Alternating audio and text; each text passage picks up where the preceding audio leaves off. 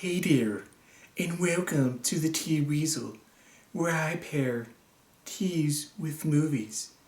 Today we'll be looking at I'm a vampire! I'm a vampire! I'm a vampire! I'm a vampire! I'm a vampire! I'm a vampire! That's right, you guessed it. Today we'll be looking at A Vampire's Kiss. Sorry about that. Really bad impression of Nicolas Cage's character, Peter Lowe. And I have to say, without Peter Lowe, A Vampire's Kiss probably would not be as good as it is. Nicolas Cage is probably one of the top 5 actors on my list, only because of their acting abilities, not because of who they are as a person. Now for Nick Cage, people. Yep.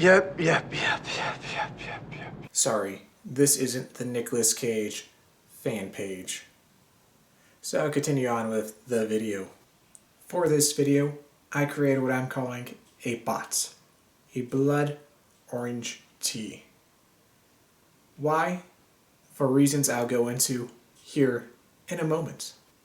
This groundbreaking movie paved a way for memes.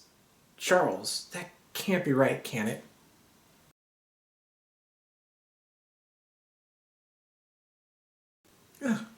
I guess you do say. In an interview with Nick Cage, he said his inspiration for that scene was he just wanted to see how wide he could open his eyes. He also wears sunglasses throughout this movie, which he fought for to help distance himself from a relatable character from the audience. Walking around when he thinks he's a vampire is almost a German expressionistic movement, which borderline on a Nosferatu, a barely legal version of Dracula. A Vampire's Kiss is really good, and I enjoyed watching it. Nicolas Cage played a creepy character really well, but this movie has not aged well. There is a lot of sexual harassment and a rape attempt, as well as a lot of mental health issues, which they don't really make fun of or point awareness towards. It's just kind of there. So I'm about to talk about this movie and what I all mean. So if you haven't seen this movie and you don't like spoilers, go watch this movie. If you have seen this movie or just don't care about spoilers, let's continue on with this video. So this story follows Peter Lowe, a man who runs a business at a manager level, maybe higher. They don't go into the details of his position, just that he's in charge of people. Throughout this movie, you see him go through therapy sessions with a psychiatrist. They don't say what he is diagnosed with throughout the movie. I'm no therapist, but I would guess is dissociative personality disorder, or maybe a narcissistic sociopath complexion thingy. Again, not a therapist. Either way, perfect criteria to become a boss over other people. While he is the boss, he focuses solely on one subordinate named Alva Respacito. And he makes her life a living hell every day for the duration of this film. It starts with demanding the impossible and exaggerating small details and lying about the importance of them as well. Then, when yelling at her and getting very close into her personal bubble, she runs away out of fear. He then chases her into the woman's restroom. His higher-ups don't do anything about this other than joke about it, saying some borderline racist things about her ethnicity and how they drive them crazy. Unfortunately, it gets worse and constantly escalating without anybody stepping in to help poor Alva. It gets so bad one day, she calls in sick because she's afraid to go into work. So Peter Lowe, being the great boss that he is, sneaks into HR, finds her housing address, and goes visit her. He smooth talks his way into patching things up with her and convinces her to go back to work since she wasn't sick. On the way back to the office, he gets a little crazy, and the taxi driver does nothing about it. So she convinces him to stop by her brother's auto mechanic shop he works at and gets a gun from him with blank bullets. One night, when making her stay way past the normal working hours, she finds the thing that Peter tasked her to find. Bringing it to him, he flips out about it's too late for it. It's too late, Alva. It's not too late. Too late. Too late. It's not too late. It's Too not too late. late. Too late. Too late. Too late. It's too late, Alva. It's all too late, Alva. Come here. Come here, Alva. And she runs away in fear again. He chases her down and gets her cornered. She pulls out the gun and shoots, trying to scare him off. Well, he thinks, since he's a vampire, it did nothing to him, so he's clearly a vampire. And at that point, stops trying to rape her because he already ripped open her blouse. After that, he goes to a Halloween costume shop to buy vampire teeth.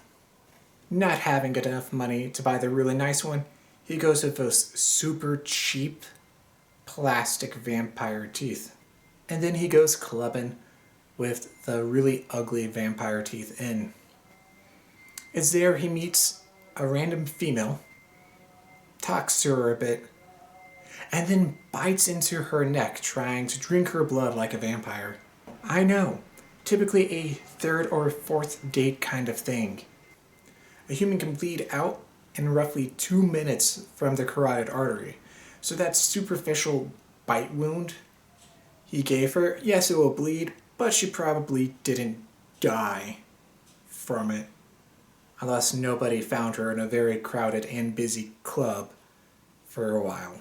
After that, he throws up, cries a little bit there, and then gets escorted out for being crazy at this club, where he cry, walk, moans stuff.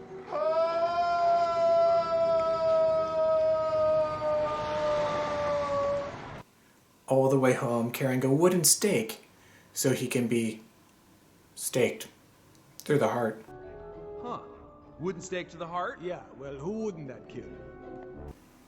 He falls asleep in his little makeshift coffin thing, and then wakes up to Alva's brother trying to kill him by putting his wooden stake through his heart successfully. And that's where the movie ends. Yep, a pretty normal Nicolas Cage movie. I understand not everybody might like this movie. There's a lot of sensitive issues of a whole toxic work environment, sexual harassment, a rape attempt. Maybe if they were trying to say something about letting the Peter Lowes in this world go unchecked, or mental health awareness, toxic workspace environments, and sexual harassment kind of things, this movie could age better. However, I didn't pick that up in this movie. If it was there, the meaning got lost and all the craziness and the antics of it.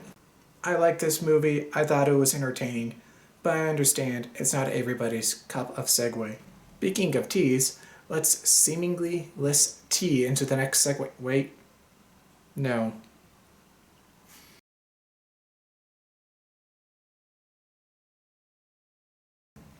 Tea time. As I mentioned, I made the blood orange tea. Unfortunately, I could not find any real blood oranges. So what I did is I got blood orange juice and made a cold brew Rooibos tea, standard way, water, bag, sit in fridge overnight. I added 5 teaspoons of the blood orange juice to the mixture to make the bot. That being said, I didn't like it. It wasn't my cup of tea. I've never actually had blood orange, so I don't know how good this juice is compared to the real blood orange juice. For me, it just tasted kind of weird, a little citrusy, but just mostly like how banana Laffy Taffy doesn't taste like bananas. I was expecting a little bit more orangey taste to it, but again, I've never had a blood orange. In an ironic way, the fact I didn't like it actually makes it kind of better, because after Peter drinks one girl's blood, he throws up and gets sick and feels all around awful. I'm not saying that the juice made me want to throw up or get sick, but I also didn't enjoy it. Anyways, so that's the end of this video. Please feel free to subscribe and like this video. Until next tea time, watch a movie and have a relaxing cup of tea.